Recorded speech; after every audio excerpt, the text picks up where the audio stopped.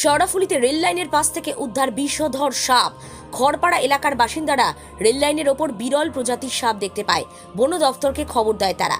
বন দপ্তর জানিয়েছে সাপটির নাম সাদা ঠোঁটের অজগর। তিনি বলেন, হয়তো মালগাড়ি আসছিল, সেখান থেকেই পাওয়া গেছে সাপটি। এই চত্বরে এই সাপ দেখতে পাওয়ার কথা নয়।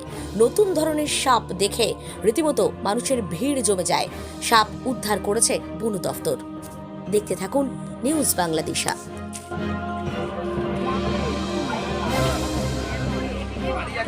আমি সর্পমিত্র অরিন্দম। এখানে একটি বিরল প্রজাতির সাপ, যাকে বলা হয় হোয়াইট লিপড পাইথন, বাংলায় হচ্ছে সাদা ঠোঁটের অজগর। ঠিক আছে, ময়াল, সাদা ঠোঁটের ময়াল। তো এই সাপটা অ্যাকচুয়ালি আমাদের এই অঞ্চলের সাপ নয়, কোনোভাবে মালগাড়ি পাশে তো লাইন রয়েছে, কোনোভাবে মালগাড়ি ফালগাড়ি ইত্যাদির মাধ্যম দিয়ে, পাথরের মাধ্যম দিয়ে হয়তো চলে এসছে।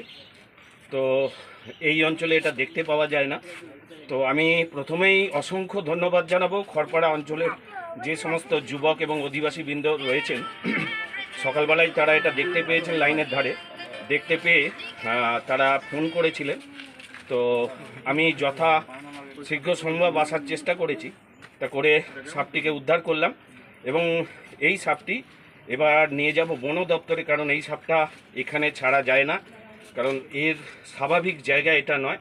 তাই এই সাপটিকে নিয়ে বন দপ্তরে যাব।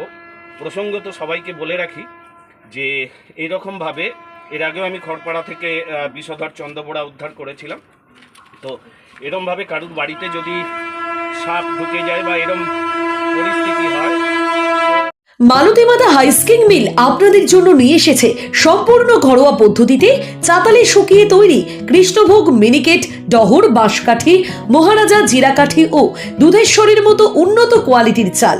মালতীমাতা হাইস্কিং মিলে প্রোপাইটার পবন নন্দী ও জীবন নন্দী। ঠিকানা সুপারা, চাদুর, আরামবাগ, হুগলি।